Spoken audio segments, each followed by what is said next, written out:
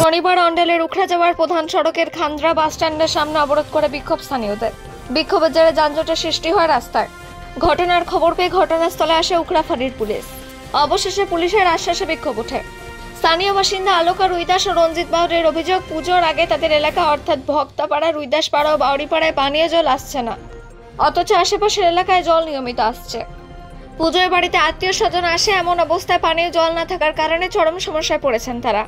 স্থানীয়দের দাবি, অবিলম্বে তাদের এলাকায় পানীয় জল না এলে বৃহত্তর আন্দোলনে নামবেন তারা। অন্ডাল থেকে জিৎ মিশ্রা, রিপোর্ট নিউজে।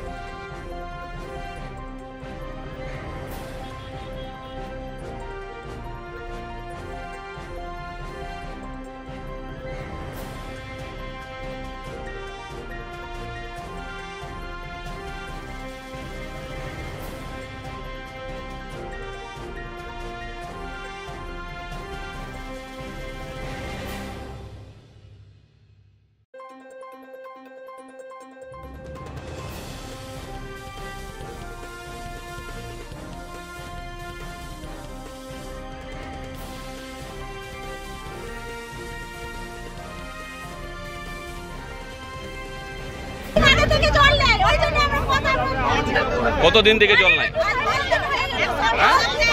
10 দিন হয়ে গেল।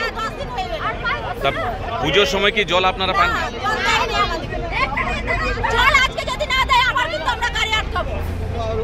আপনার নাম কি?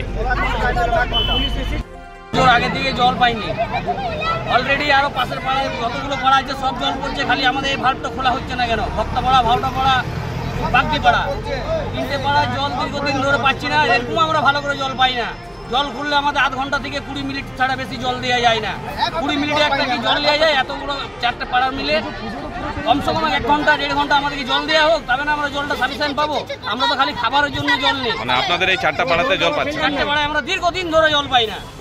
জল চালালে হয় আধ ঘন্টা চালায়, 15 মিনিট চালায়, কেন হবে? আমাদের জল চালাতে গেলে আমাদের 1-1.5 ঘন্টা জল চাই, তবে আমাদের সাফিসিয়েন্ট জল পাবো। আপনার নাম?